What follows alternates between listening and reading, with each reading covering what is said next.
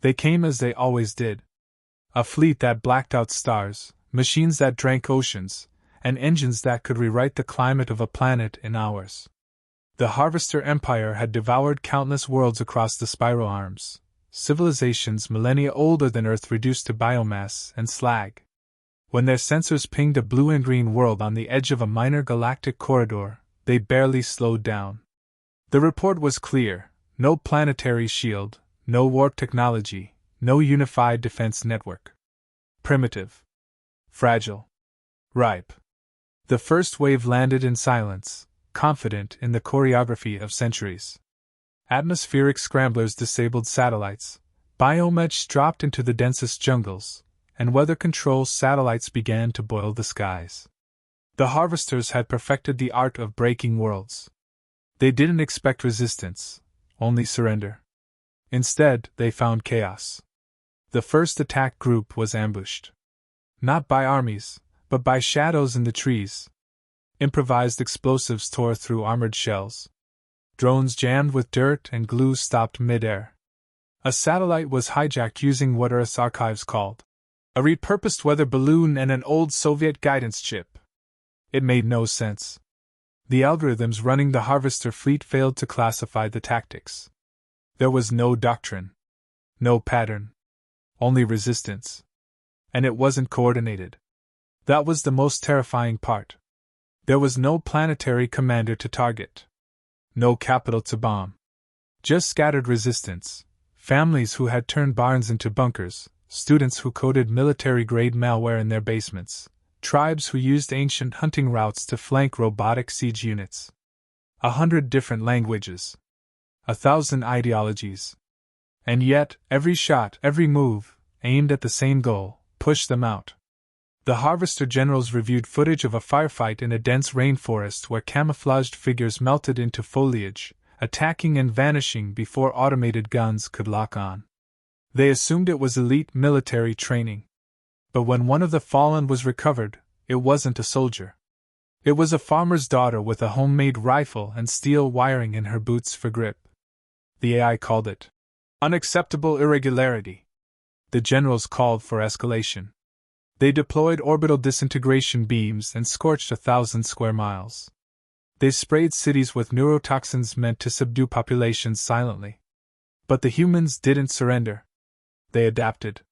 The same day a city fell, a dozen rogue servers hijacked Harvester communication channels, broadcasting mocking messages in garbled alien languages, overlaid with static and human laughter. Then came the Battle of the Amazon. The largest land-based engagement in the invasion. Biomechs marched through jungle and fire, confident in their predictive algorithms. But the ground collapsed beneath them. Caverns had been carved out weeks earlier, filled with water, oil, and metal shards. Every mech sank, systems fried. Then the jungle came alive, firebombs dropped from trees, and figures in mud-slicked armor overran the stalled walkers, ripping out core nodes with scavenged tools. When the last transmission from the Harvester command ship came, it wasn't a military feed. It was a message on a global human channel, rebroadcast across Harvester frequencies in every language Earth could translate. Asterisk. You are not the first. You will not be the last. But you will remember us. Asterisk. The fleet pulled back. Not in retreat, but in disbelief. Their empire had never lost a first strike. Their enemy had no central command, no shared language, no unified ideology, and yet they had resisted and won. Other galactic powers watched curious. Statistical models were rerun. Dozens of simulations began factoring in this anomaly. Earth. Third planet from a minor sun. Previously labeled low threat. Now recategorized, unpredictable. Unclassified threat profile. But one question lingered in every alien strategist's mind, unanswered by data or scans or intercepted signals. How did a fractured, disorganized, barely space-faring species resist the most efficient planetary subjugation in the galaxy? The answer was not written in Earth's tech or weapons. It was etched into its soul. And the galaxy was only beginning to learn what that truly meant. The next attempt didn't arrive with warships or mechs. It came as a whisper. Where the harvesters had failed with brute force, the mind-flame dominion sought to claim Earth with quiet inevitability. Their power was not in weapons, but in thought, psychic domination perfected over eons. Across the galaxy, they had conquered entire systems without firing a shot. Entire populations simply ceased resistance, their wills extinguished, their minds linked into the Dominion's collective consciousness. They believed Earth would be just another node. The initial contact was subtle. Atmospheric seeding of empathic particles. Low-frequency psionic pulses transmitted from orbit. Human emotion began to warp. Dreams grew darker. Riots flickered in cities. Suicides rose. Politicians delivered speeches with strange cadence, echoing thoughts that weren't their own.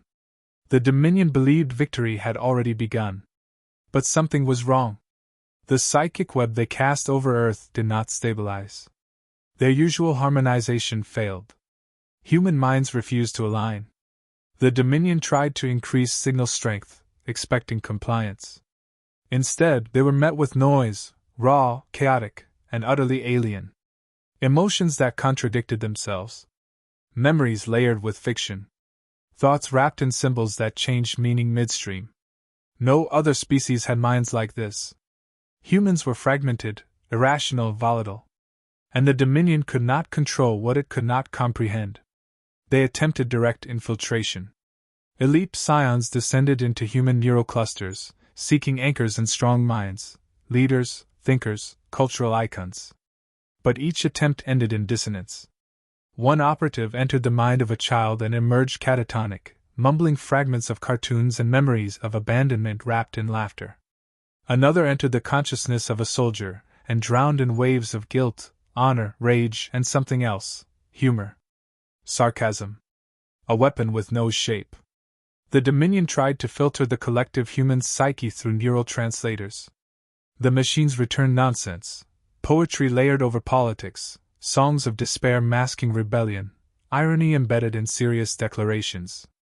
No other species corrupted language like this. To the Dominion, it was a virus. To Earth, it was normal. In desperation, they began a wide-scale broadcast to suppress cognitive resistance. Minds dimmed. Silence took root. And then, just as they tasted control, the signal was hijacked. Earth retaliated not with force, but with signal, a worldwide cascade of data, sound, and visual noise. Meme storms flooded Dominion nodes. Absurd images laced with double meanings. Voices yelling contradictory philosophies in every language. Comedy routines stitched with scenes of war. Meaningless, and yet, deeply human. Their systems began to short-circuit. Psions started muttering jokes they couldn't understand. Some laughed. Others screamed. For the first time, the Dominion encountered an enemy whose minds didn't bend or break, but twisted in directions that defied logic. It wasn't resistance. It was interference. And it spread like wildfire. The final act came without warning. Earth transmitted a single unbroken stream, hours of human radio signals, voices from decades past layered over modern chaos. Somewhere in the mess, a pattern emerged. Not a message, but a presence. A realization dawned within the Dominion. Humans didn't need unity of thought to resist.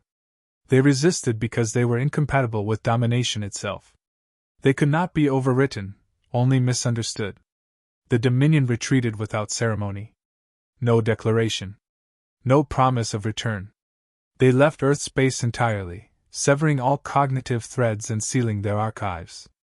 In their vast histories, Earth was given a new designation, * cognitive anomaly. Avoid direct contact, *. The galaxy took note. Other species asked, what had the Dominion seen? What force could turn thought against itself? But no answer came. Only rumors. Some say the Dominion now prohibits the study of human consciousness entirely. Others claim fragments of human media still echo in their dreams. But those who truly studied the event reached the same conclusion: the human mind is not a puzzle to be solved. It is a storm of contradictions, a forge of identity through chaos. And no empire, no matter how advanced, can conquer what refuses to be still. It was inevitable that someone would try again. Not with whispers, nor with biomachines, but with discipline, formation, and overwhelming firepower. The Steel Crown Armada, the most structured military force in the galaxy, took the task upon itself. Where others had failed through arrogance or underestimation, the Crown believed in precision. It was not conquest they sought, it was order. Earth, to them, was a rogue variable in a galaxy built on systems. They would bring stability. Resistance would be minimal. They would land, occupy, restructure, and restore peace. That was the plan. The first blow was surgical. Orbital platforms and defense satellites were vaporized within seconds. Communication grids collapsed. Cities went dark. Crown drop pods fell like rain, deploying mechanized infantry in formation, securing zones with perfect choreography. Entire nations surrendered within hours, governments falling silent under the pressure of total logistical dominance. Earth's fragmented leadership should have collapsed. But it didn't. The enemy expected hierarchy. What they found was momentum. People didn't wait for orders, they acted. Neighborhoods built barricades. Digital insurgents began attacking military infrastructure before the Crown's systems had fully decrypted the languages. Power grids rerouted around occupied zones. Civilian supply lines appeared out of nowhere, coordinated by volunteers who had never met but understood exactly what needed to be done. There was no centralized rebellion, just millions of humans refusing to stop. The Crown miscalculated. They were used to unity enforced from above. But Earth's strength was its refusal to wait for permission. It was the mother who used the downed shuttle's battery to power a water purifier. The teacher who uploaded satellite schematics to open networks. The hacker in a broken subway who turned street cameras into targeting data.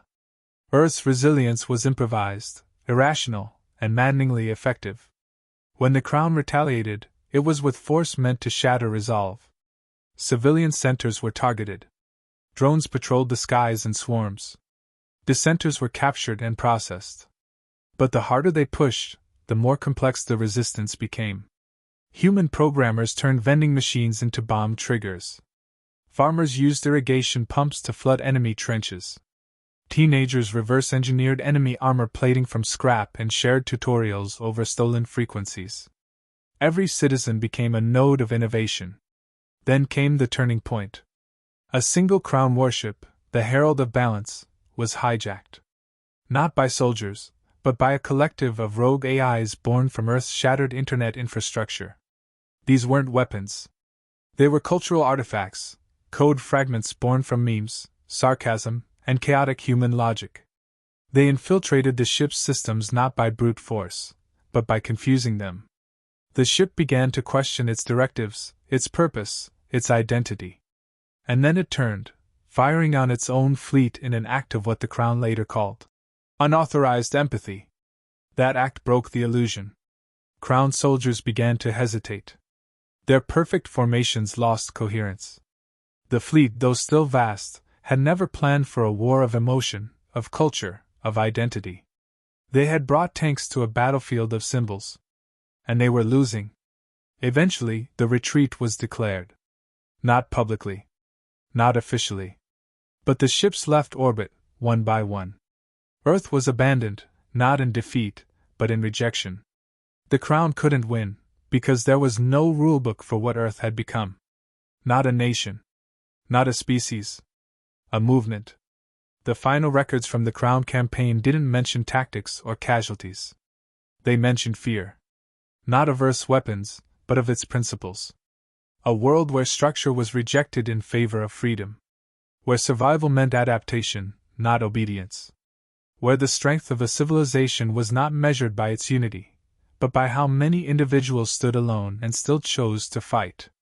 And in the grand halls of strategy across the galaxy, a quiet understanding began to form. Earth was not powerful because it was advanced. It was powerful because it was alive, ferociously, unpredictably, and endlessly alive. The next empire came not with weapons or fleets, but with silence. It called itself the Silent Accord, and it had never lost a war. Unlike the others, it didn't believe in open conquest. It believed in dissolution. Societies didn't need to be destroyed, they needed to be softened. Truth blurred, trust eroded, identity diluted. That was the Accord's method. It would not strike Earth. It would reshape it. Slowly. Quietly. Without resistance. No one would notice until it was already over. It began with information. Subtle distortions in news feeds. Gentle shifts in public sentiment. Old wounds picked at, new fears planted. The Accord's infiltrators entered through ideas, not ships. Synthetic voices whispered in forums. Simulated outrage spread across social networks. Opinions hardened. Alliances fractured. Protests bloomed. Earth seemed to be unraveling itself, and the Accord watched with satisfaction. Division was spreading faster than it ever had on any other world. Earth, chaotic by nature, appeared more vulnerable than ever. But something unexpected happened. The fragmentation didn't collapse the system. It evolved it. Conflict sparked creativity. Dissent bred innovation. As societies fractured, they adapted. Where trust broke, humans built new channels. Where old institutions failed, new ones were born from the ground up. No centralized defense existed, but local cells formed spontaneously, their only common ground being an instinctive rejection of manipulation. No one commanded them, yet they moved with purpose. The Accord pressed harder. It sent agents, not physical beings, but synthetic personas, AI-crafted ideologues designed to push extremes. They posed as thinkers, influencers, martyrs. But humans responded not with obedience, but mockery. Sarcasm became a weapon sharper than any blade. Ridicule exposed manipulation. Irony disarmed ideology. The Accord's most sophisticated psi-constructs found themselves paralyzed by jokes that had no logical structure yet struck deep at the heart of deception. Then the Accord tried direct infiltration. Biological mimics took human form, embedded into communities. But Earth had seen too much history to fall for such tactics blindly. The mimics were exposed not through science, but through intuition. A grandmother who felt something was off in a neighbor's tone. A child who noticed patterns that didn't quite fit. An offhand comment misquoted. A gesture too rehearsed. The mimics were discovered, one by one, not by intelligence agencies, but by ordinary people who simply paid attention. The final blow came not with violence, but with revelation. Earth had known. Not everything, but enough. The manipulation had been detected early, and rather than fight it directly, humans had allowed it to deepen, drawing out the Accord's entire structure. While the Accord observed Earth, Earth had been watching back, studying patterns, reverse engineering tools. And when the network map was complete, it was released. Not to governments, but to the people. A crowdsourced purge began, agents hunted down through humor, confusion, relentless transparency. It was the first time the Accord had ever been out-secreted. Their agents withdrew. Their signals went dark. And Earth moved on, not by healing, but by adapting. It never pretended the damage hadn't been done. But it refused to surrender identity to control. Where other civilizations collapsed under uncertainty, humans seemed to thrive on it. To the Accord, this was terrifying. They had always believed the path to control was through division. But Earth had taught them a new principle, that chaos, when embraced, becomes armor. That a society that questions everything can never be truly rewritten. Afterward, the Accord purged its Earth files. Not to forget, but to contain. A warning was encoded in their archives, written not in data, but in a whisper passed between agents. Asterisk. Do not test the species that weaponize confusion. They are the storm. And the eye does not sleep. Asterisk. And somewhere, across the stars, other watchers took note. Earth was not winning with strength. It was winning with something deeper, more unsettling. A refusal, not just to be ruled, but to be understood. They came, one after another. Empires of machines, minds, silence, and steel. Each brought its own vision of dominance. Each left with fewer ships, fewer certainties, and more fear. Earth had become something they whispered about, not in strategy rooms, but in nightmares. Still, they didn't understand why. Why a planet so divided, so volatile, so technologically behind could not be broken. No weapon explained it. No leader stood above the others. No doctrine unified its people. And yet, every empire fell the same way, slowly at first, then all at once. Historians across the galaxy tried to piece it together. Data analysts combed through invasion logs. War machines ran simulations. Diplomats attempted new approaches. Nothing made sense. And so, eventually, someone asked a different kind of question, not what Earth had, but what it remembered. They began to look not at Earth's defenses, but at its history. Not at its weapons, but its wounds. They found a record unlike any other. Not of glory, but of grief. Civil wars and genocide. Famines and floods. Empires that rose and crumbled under their own pride. Atrocities written in stone and echoed in song. A species shaped not by peace, but by pain. And through it all, one pattern emerged. Earth never forgot. Every loss became lesson. Every trauma, tradition. Even in its fiction, Earth repeated the same story. We fell, we bled, we broke, and we got back up. Other civilizations advanced by avoiding pain. Earth advanced by surviving it. It did not seek war, but it never ran from it. And in that endurance, something unbreakable was forged, not in technology, not in culture, but in principle. Earth remembered what fear looked like. So it taught its children how to face it. It remembered betrayal, so it built systems of accountability.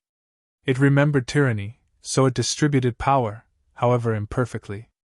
The galaxy looked for unity. Earth found strength in contradiction.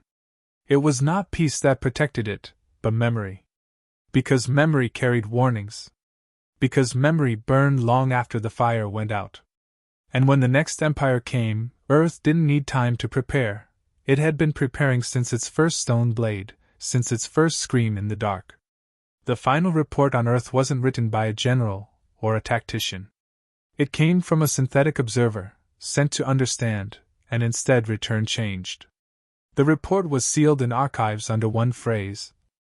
They win because they never forget. In time, the invasion stopped. Not because Earth became stronger, but because it no longer needed to. The galaxy learned to leave it alone. Some even came to listen, not as conquerors, but as students. And still, Earth watched. Not with paranoia, but with memory. Not because it wanted war, but because it remembered every time it came. And memory, for humans, was not a weakness. It was a weapon. A vow. A principle. Because Earth does not forget. And Earth does not fall.